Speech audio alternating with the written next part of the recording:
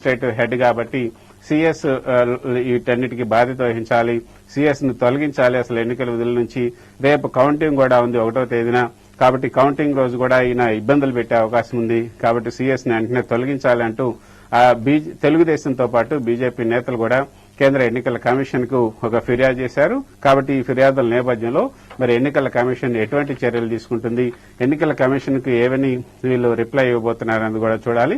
ప్రస్తుతానికైతే CS DGP ఇక్కడ legal experts తో సమావేశమై ఎన్నికల కమిషన్ కు ఏ విధంగా రిప్లై ఇవ్వాలనే దానిపైన కసరత్తు చేస్తున్నారు. పవన్ రైట్. అట్లాగే కృష్ణ, ఏదైతే డీజీపీకి సంబంధించి కూడా తను బాధ్యతలు తీసుకున్న తర్వాత వెంటనే కాకినాడ నుంచి బలగాలను కూడా తెప్పించాను, తర్వాత రాష్ట్రంలో మోహరించిన పరిస్థితి కనిపించింది. కానీ ఎవరైతే ఇంతకు ముందు రిమార్క్స్ ఉన్నాయో, అల్లరి మూకలు ఉన్నాయో, వాళ్ళ పైన షాడో టీమ్స్ పెట్టే సమయం లేకుండా పోయింది, అవన్నీ కరెక్ట్ గా చూడలేదు, అంటే సమయం తక్కువగా ఉండే అని చెప్పే వివరణకు ఎంతవరకు ఎట్లా ఉంటుందంటారు, ఏకీభవించే అవకాశం ఉందంటారు?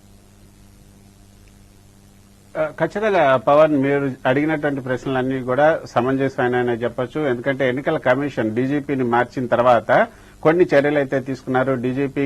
అయితే అప్పటికీ కూడా కొంతమంది అంటే అధికార పార్టీకి కొమ్ముగాస్తున్నటువంటి అధికారులు చాలా మంది ఉన్నారు.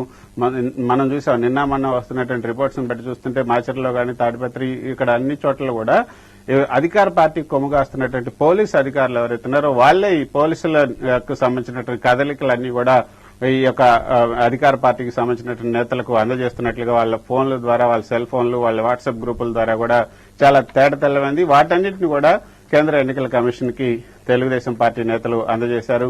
అంటే కింది స్థాయిలో ఇంకా జగన్మోహన్ రెడ్డికి లేకపోతే వైసీపీకి కొమ్ము కాస్తున్న ఆ పార్టీకి తొత్తులుగా ఉన్నటువంటి అధికారులు పోలీసు యంత్రాంగంలో ఉన్నారన్నది చాలా సుస్పష్టంగా ఉంది.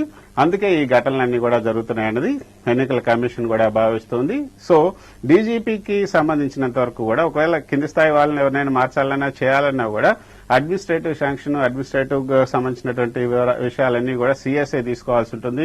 డీజీపీకి మొత్తం మీద కొంత పట్టు రావడానికి కూడా కొంత సమయం పడుతుంది. అందరినీ కొంతమందిని మార్చినప్పటికీ కూడా మరికొంతమందిని అయితే మార్చలేకపోయారు. సో సీఎస్ఐ వీటన్నిటికీ బాధ్యత వహించాల్సి ఉంటుంది అన్నది ఎన్నికల కమిషన్ చెప్తున్నటువంటి మాట. అందుకు ఖచ్చితంగా ఆయన పైన చర్యలు తీసుకునే అవకాశాలు అయితే ఉన్నాయన్నది మనకు విశ్వసనీయ వర్గాల నుంచి అందుతున్నటువంటి సమాచారం. Pawan right. Thank you Krishna, thanks for the updates. ఇక ఇదే అంశానికి సంబంధించి మనతో చర్చలో పాల్గొంటున్నారు టీడీపీ జాతీయ అధికార ప్రతినిధి తిరునగరి జ్యోత్స్న గారు కూడా స్టూడియోలో సిద్ధంగా ఉన్నారు. నమస్తే అండి. అట్లాగే ముప్పల సుబ్బారావు గారు, రాజకీయ విశ్లేషకులు, అడ్వకేట్, లైవ్ లో సిద్ధంగా ఉన్నారు. అట్లాగే బీజేపీ పార్టీ నుంచి రామ్ కుమార్ యార్లగడ్డ గారు కూడా లైవ్ లో సిద్ధంగా ఉన్నారు. అందరికీ నమస్తే అండి. ముందుగా సుబ్బారావు గారి విశ్లేషణ తీసుకుందాం. సుబ్బారావు గారు ఏం చెప్తారు సార్? అంటే రాష్ట్రంలో జరుగుతున్న పరిస్థితులు చూస్తా ఉన్నాం. అంటే ఎక్కడైనా కానీ ఎన్నికలకు ముందు